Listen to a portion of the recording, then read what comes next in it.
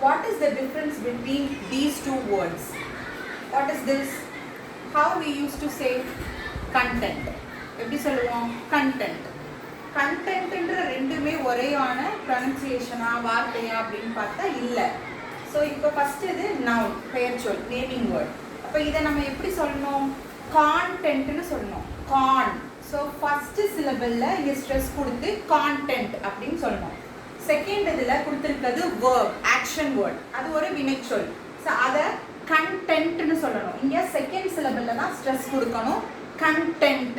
So இப்போ இந்த pronunciation டிஃப்ரென்ஸ்லேயே நம்ம சொல்லக்கூடிய இந்த கான்டென்ட் அப்படிங்கிற வார்த்தை அதை டாபிக்ஸ் ரிலேட்டடாக சொல்கிறோமா, சப்ஜெக்ட் ரிலேட்டடாக சொல்கிறோமா, நம்மளோட புக்ஸில் இருக்கக்கூடிய டீட்டெயில்ஸ் லெசன்ஸை பற்றி சொல்கிறோமா அப்படின்றது தெரிஞ்சிடும். ஸோ அப்போ அதை சொல்லும் போது கான்டென்ட் அப்படின்னு சொல்லணும்.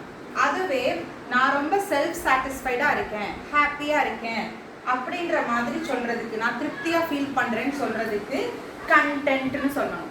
ஸோ இப்போ கண்டென்ட்டு கிடைக்கல, என்ன கண்டென்ட்னு தெரியலை, என்ன கண்டென்ட்னு புரியலை, இந்த புக்கில் கொடுத்துருக்க கண்டென்ட் எனக்கு நல்லா கிளியராக எக்ஸ்பிளைன் பண்ணலைன்னு சொன்னோன்னா அதை நம்ம இந்த ரெண்டு மீனிங்கோடையும் கன்ஃபியூஸ் பண்ணுறோன்னு அர்த்தம்.